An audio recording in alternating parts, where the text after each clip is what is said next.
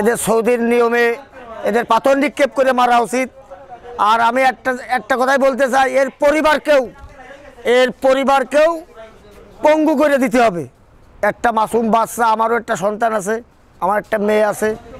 আমি চাই যে এর পরিবারে যারা আছে জঘন্য লোক, এর পরিবারের লোকেরও সাজা শাস্তি খাটতে হবে। এইটা হলো আমার প্রথম কথা।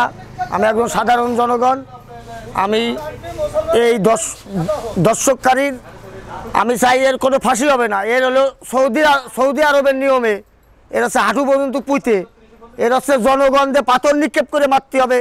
এই জনগণের সামনে মারতে হবে, যাতে জনগণ যাতে এই সাজা শাস্তি দেখে যাতে এই জনগণ যাতে আজ জীবনে কোনো মা বোন, কোনো ছোট মাসুম বাচ্চা এদের প্রতি যাতে এরা কোনো আকৃষ্ট না হয়, এদেরকে সৌদির নিয়মে পাথর নিক্ষেপ করে এদেরকে মারে ফেলা হোক।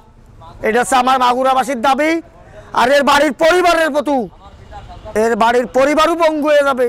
এই কাজ করতে হবে যাতে বাংলাদেশের জনগণ দেখতে পারে যে এই দর্শককারীর সাজা শাস্তি এত ভয়ানক, যাতে আর এক দর্শককারী সাহস না পায় কোনো মেয়ে ছেলের পথে ঘাটে এক্সপেরিমেন্ট করতে কিংবা দর্শন করার সাহসও যাতে না পায়।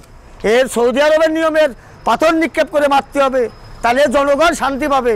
এর হচ্ছে হাঁটু বন্ধু পুঁতে ফেলতে হবে, পুঁতে সৌদির নিয়মে এর হচ্ছে পাথর নিক্ষেপ করে সৌদির নিয়মে এর মারতে হবে। ভাই, আমি এই দেশের সরকার প্রধান ডক্টর ইউনূস সাহেবের কাছে আমার একটাই দাবি যে উনি যে ক্ষমতায় আসলেন, উনার অনুভূতিটা কি এই দর্শকের, উনি আমার দাবি উনি জনসম্মুখে মাগুরা যে কোনো জায়গায় ওনার হাঁটু পর্যন্ত পুঁতে ফেলে ওনার জনগণদের পাথর নিক্ষেপ করে এদের মারতে হবে।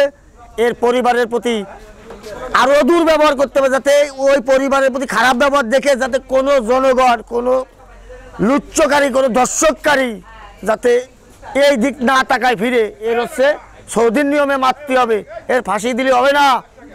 এ ফাঁসি দেবেন কয়জন রে? ফাঁসি দিয়ে লাভ নেই। এর হচ্ছে হাঁটু পর্যন্ত পুঁতে ফেলতে হবে সৌদির নিয়মে। এর পাথর নিক্ষেপ করে মারবে, যে যাবে সেই পাথর নিক্ষেপ করে মারবে। আমার এই সরকারের কাছে আমার দাবি, আমার এই দেশের জনগণ নেতা কর্মীদের কাছে দাবি, এর পাথর নিক্ষেপ করে পুঁতে হাঁটু মাটির তলে পুঁতে পাথর নিক্ষেপ করে মারতে হবে। ধন্যবাদ।